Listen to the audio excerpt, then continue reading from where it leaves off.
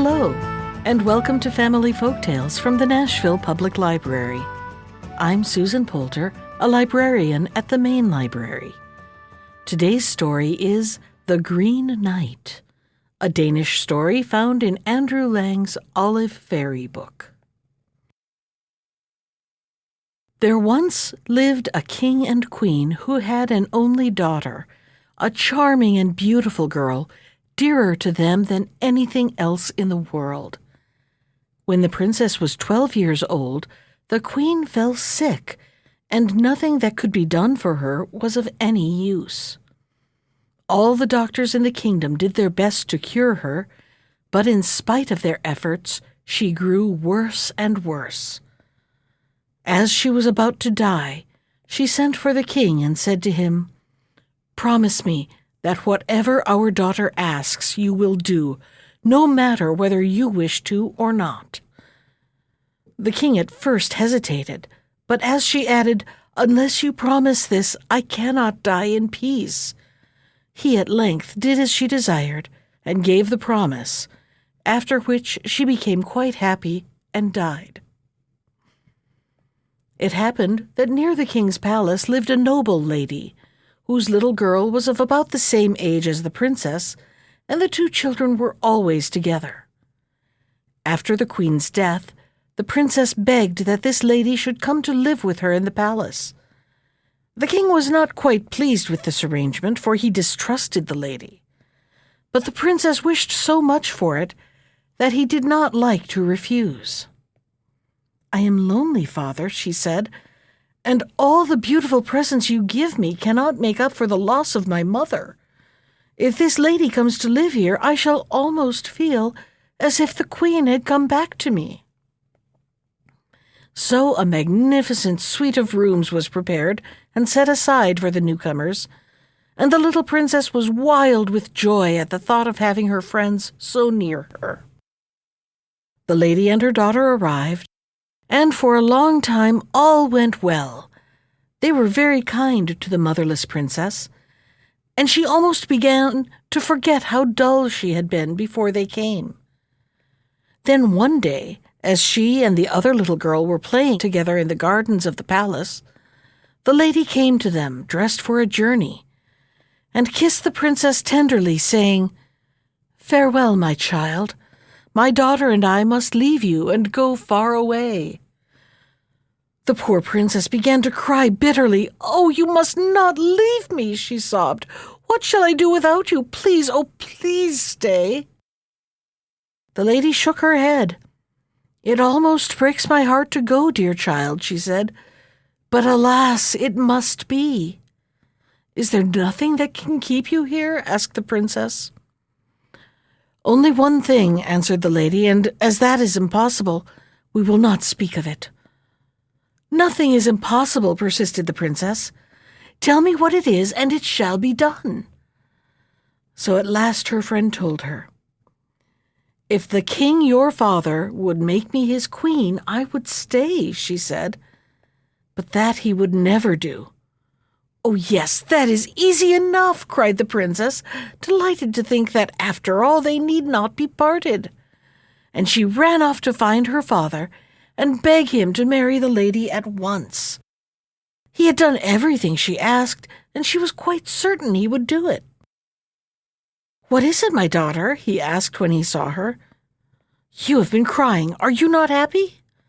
"Father," she said, "I have come to ask you to marry the countess," for that was the lady's real title. "If you do not, she will leave us, and then I shall be as lonely as before.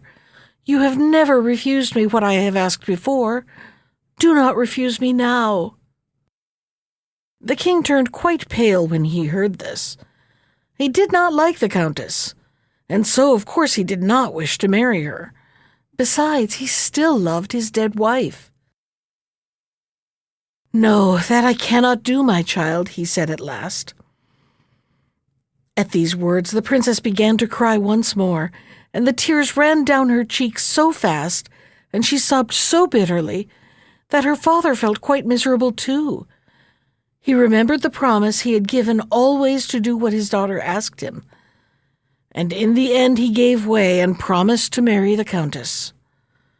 The princess at once was all smiles and ran away to tell the good news. Soon after, the wedding was celebrated with great festivities, and the countess became queen. But in spite of all the joy and merriment that filled the palace, the king looked pale and sad, for he was certain that ill would come of the marriage. Sure enough, in a very short time, the queen's manner towards the princess began to change. She was jealous of her, because she, instead of her own daughter, was heir to the throne, and very soon she could no longer hide her thoughts. Instead of speaking kindly and lovingly as before, her words became rough and cruel, and once or twice she even slapped the princess's face. The king was very unhappy at seeing his dearly loved daughter suffer, and at last she became so wretched that he could no longer bear it. Calling her to him one day, he said, "My daughter, you are no longer merry as you should be, and I fear that it is the fault of your stepmother. It will be better for you to live with her no longer. Therefore I have built you a castle on the island in the lake, and that is to be your home in future. There you can do just as you like, and your stepmother will never enter it." The princess was delighted to hear this, and still more pleased when she saw the castle, which was full of beautiful things and had a great number of windows looking out on the lovely blue water. There was a boat in which she might row herself about, and a garden where she could walk whenever she wished without fear of meeting the unkind queen, and the king promised to visit her every day. For a long time she dwelt in peace, and grew more and more beautiful every day. Everyone who saw her said, "The princess is the loveliest lady in the land." And this was told to the queen, who hated her stepdaughter still more, because her own daughter was ugly and stupid. One day it was announced that a great meeting of knights and nobles was to be held in a neighboring kingdom, distant about 2 days' journey. There were to be all kinds of festivities, and a tournament was to be fought, and a banquet held in honor of the coming of age of the prince of the country. The princess's father was amongst those invited, but before he set out, he went to take leave of his daughter. Although she had such a beautiful home and was no longer scolded by the queen, the poor princess was dreadfully lonely, and she told her father that it would be better if she were dead. He did his best to comfort her and promised that he would soon return. Was there anything he could do to help her? "Yes," she said, "you may greet the Green Knight from me." Now the king wondered a little at these words, for he had never heard of the Green Knight. But there was no time to ask questions, therefore he gave the promise and rode off on his journey. When he came to the palace where the festivities were to take place, the first thing he did was to ask, "Can anyone tell me where I may find the Green Knight?" No, they were very sorry, but none had ever heard of such a person either. Certainly he was not to be found there. At this the king grew troubled, and not even the banquet or the tournament could make him feel happier. He inquired of everyone he saw, "Do you know the Green Knight?" But the only answer he got was, "No, your majesty, we've never heard of him." At length he began to believe that the princess was mistaken, and that there was no such person. And he started on his homeward journey sorrowfully enough, for this was the first time for many months that the princess had asked him to do anything for her, and he could not do it. He thought so much about it that he did not notice the direction his horse was taking, and presently he found himself in the midst of a dense forest where he had never been before. He rode on, looking for the path, but as the sun began to set, he realized that he was lost. At last, to his delight, he saw a man driving some pigs, and riding up to him, he said, "I have lost my way. Can you tell me where I am?" "You are in the Green Knight's forest," answered the man, "and these are his pigs." At that, the king's heart grew light. "Where does the Green Knight live?" he asked. "It is a very long way from here," said the swineherd, "but I will show you the path." So he went a little farther with the king and put him on the right road, and the king bade him farewell. Presently he came to a second forest, and there he met another swineherd driving pigs. "Whose beasts are those, my man?" he asked. "They are the Green Knight," said the man. "And where does he live?" inquired the king. "Oh, not far from here," was the reply. Then the king rode on, and about midday he reached a beautiful castle, standing in the midst of the loveliest garden you can possibly imagine, where fountains played in marble basins, and peacocks walked on the smooth lawns. On the edge of a marble basin sat a young and handsome man who was dressed from head to foot in a suit of green armor, and was feeding the goldfish which swam in the clear water. "This must be the Green Knight," thought the king, and going up to the young man, he said courteously, "I have come, sir, to give you my daughter's greeting, but I have wandered far and lost my way in your forest." The knight looked at him for a moment as though puzzled. "I have never met either you or your daughter," he said at last, "but you are very welcome all the same." And he waved his hand towards the castle. However, the king took no notice, and told him that his daughter had sent a message to the Green Knight, and as he was the only Green Knight in the kingdom, this message must be for him. "You must pass the night with me here," said the knight, and as the sun was already set, the king was thankful to accept the invitation. They sat down in the castle hall to a magnificent banquet, and although he had travelled much and visited many monarchs in their palaces, the king had never fared better than at the table of the Green Knight, whilst his host himself was so clever and agreeable that he was delighted, and thought, what a charming son-in-law this knight would make. Next morning, when he was about to set forth on his journey home, the Green Knight put into his hand a jewelled casket, saying, "Will your highness graciously condescend to carry this gift to the princess your daughter? It contains my portrait, that when I come she may know me. For I feel certain that she is the lady I have seen night after night in a dream, and I must win her for my bride." The king gave the knight his blessing, and promised to take the gift to his daughter. With that he set off, and ere long reached his own country. The princess was awaiting him anxiously when he arrived, and ran to his arms in her joy at seeing her dear father again. "And did you see the Green Knight?" she asked.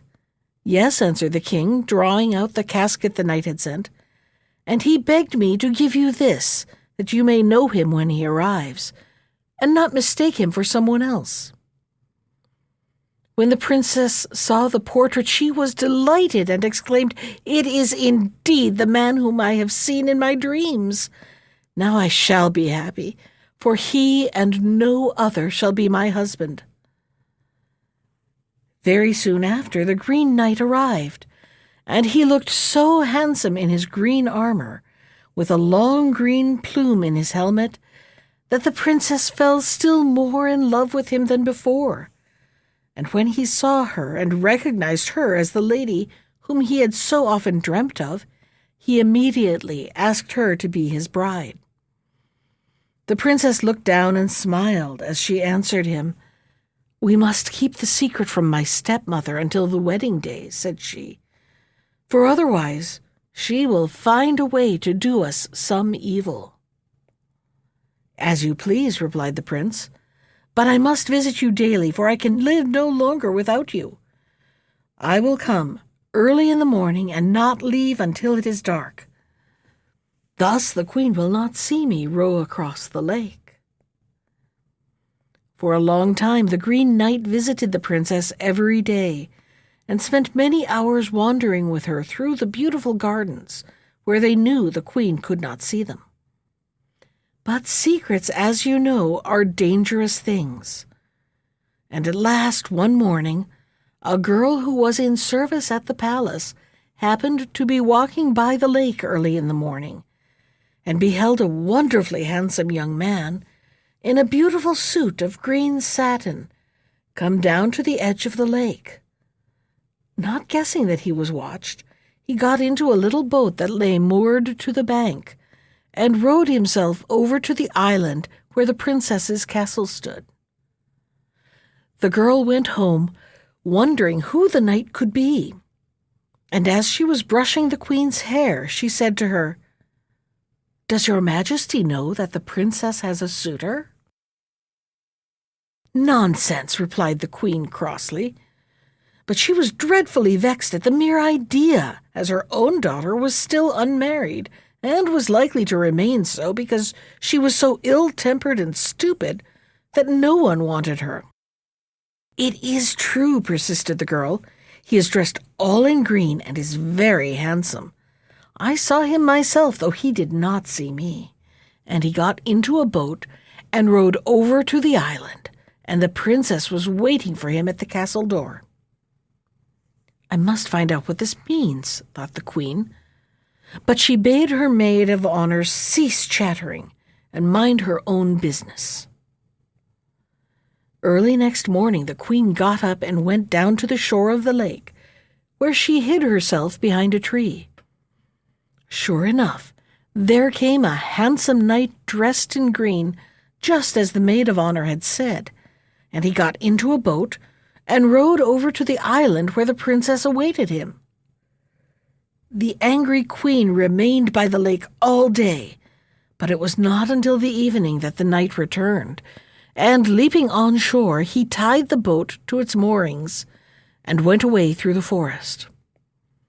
"I have caught my stepdaughter nicely," thought the queen, "but she shall not be married before my own sweet girl. I must find a way to put a stop to this."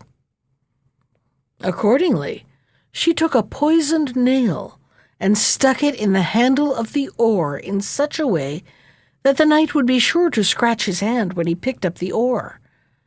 Then she went home laughing, very much pleased with her cleverness.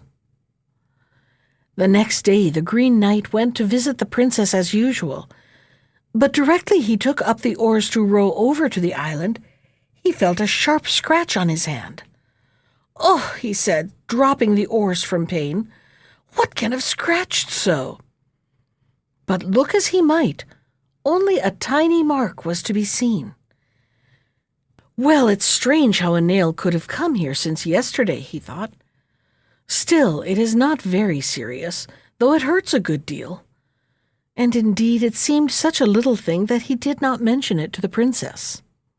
However, when he reached home in the evening, he felt so ill that he was obliged to go to bed, with no one to attend on him except his old nurse. But of this, of course, the princess knew nothing, and the poor girl, fearing lest some evil should have befallen him, or some other maiden more beautiful than she should have stolen his heart from her, grew almost sick with waiting. Lonely indeed she was, for her father, who would have helped her, was traveling in a foreign country, and she knew not how to obtain news of her lover. In this manner time passed away, and one day as she sat by the open window crying and feeling very sad, a little bird came and perched on the branch of a tree that stood just underneath. It began to sing, and so beautifully that the princess was obliged to stop crying and listen to it, and very soon she found out that the bird was trying to attract her attention. To wit, your lover is sick," it sang. "Alas," cried the princess, "what can I do?" To wit, you must go to your father's palace." "And what shall I do there?" she asked. To wit, there you will find a snake with 9 young ones." "Ugh," answered the princess with a shiver, for she did not like snakes, but the little bird paid no heed. "Put them in a basket and go to the Green Knight's palace," said she. "And what am I to do with them when I get there?" she cried, blushing all over, though there was no one to see her but the bird. "Dress yourself as a kitchen maid and ask for a place, to wit. Then you must make soup out of the snakes. Give it 3 times to the knight, and he will be cured, to wit." "But what has made him ill?" asked the princess. The bird, however, had flown away, and there was nothing for it but to go to her father's palace and look for the snakes. When she came there, she found the mother snake with the 9 little ones all curled up, so that you could hardly tell their heads from their tails. The princess did not like having to touch them, but when the old snake had wriggled out of the nest to bask a little in the sun, she picked up the young ones and put them in a basket as the bird had told her, and ran off to find the Green Knight's castle. All day she walked along, sometimes stopping to pick the wild berries or to gather a nosegay. But though she rested now and then, she would not lie down to sleep before she reached the castle. At last she came in sight of it, and just then she met a girl driving a flock of geese. "Good day," said the princess. "Can you tell me if this is the castle of the Green Knight?" "Yes, that it is," answered the goose girl, "for I am driving his geese. But the Green Knight is very ill, and they say that unless he can be cured within 3 days, he will surely die." At this news the princess grew white as death.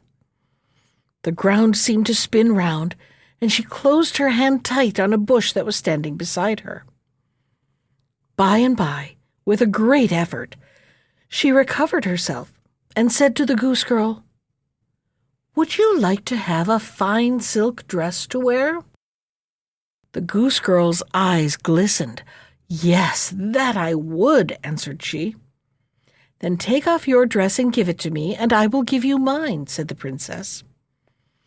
The girl could scarcely believe her ears, but the princess was already unfastening her beautiful silk dress and taking off her silk stockings and pretty red shoes, and the goose girl lost no time in slipping out of her rough linen skirt and tunic. Then the princess put on the other's rags and let down her hair, and went to the kitchen to ask for a place. "Do you want a kitchen maid?" she said. "Yes, we do," answered the cook, who was too busy to ask the newcomer many questions. The following day, after a good night's rest, the princess set about her new duties.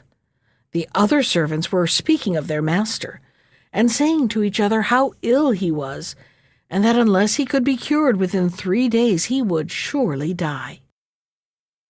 The princess thought of the snakes and the bird's advice, and lifting her head from the pots and pans she was scouring, she said, "I know how to make a soup that has such a wonderful power that whoever tastes it is sure to be cured whatever his illness may be. As the doctors cannot cure your master, shall I try?" At first they all laughed at her. "What, a scullion cure the knight when the best physicians in the kingdom have failed?" But at last, just because all the physicians had failed, they decided that it would do no harm to try, and she ran off joyfully to fetch her basket of snakes and make them into broth. But at last, just because all the physicians had failed, they decided that it would do no harm to try, and she ran off joyfully to fetch her basket of snakes and make them into broth. When this was ready, she carried some to the knight's room and entered it boldly, pushing aside all the learned doctors who stood beside his bed. The poor knight was too ill to know her. Besides, she was so ragged and dirty that he would not have been likely to do so had he been well. But when he had taken the soup, he was so much better that he was able to sit up. The next day he had some more, and then he was able to dress himself. "That is certainly wonderful soup," said the cook. The third day after he had eaten his soup, the knight was quite well again. "Who are you?" he asked the girl. "Was it you who made this soup that has cured me?" "Yes," answered the princess. "Choose then whatever you wish as a reward," said the knight, "and you shall have it." "I would be your bride," said the princess. The knight frowned in surprise at such boldness and shook his head. "That is the one thing I cannot grant," he said, "for I am pledged to marry the most beautiful princess in the world. Choose again." Then the princess ran away and washed herself and mended her rags. And when she returned, the Green Knight recognized her at once. You can think what a joyful meeting that was. Soon after, they were married with great splendor. All the knights and princes in the kingdom were summoned to the wedding, and the princess wore a dress that shone like the sun, so that no one had ever beheld a more gorgeous sight. The princess's father, of course, was present, but the wicked queen and her daughter were driven out of the country, and as nobody has seen them since, very likely they were eaten by wild beasts in the forest. But the bride and bridegroom were so happy that they forgot all about them, and they lived with the old king till he died, when they succeeded him. That was The Green Knight from Andrew Lang's Olive Fairy book. Special thanks to Ginger Sands for our theme music. You can find more of Ginger's music at iTunes or on her website at www.gingersands.com. And if you'd like to comment on today's story, send me an email. I can be reached at susan.poulter, that's Poulter, at nashville.gov. Thanks for listening.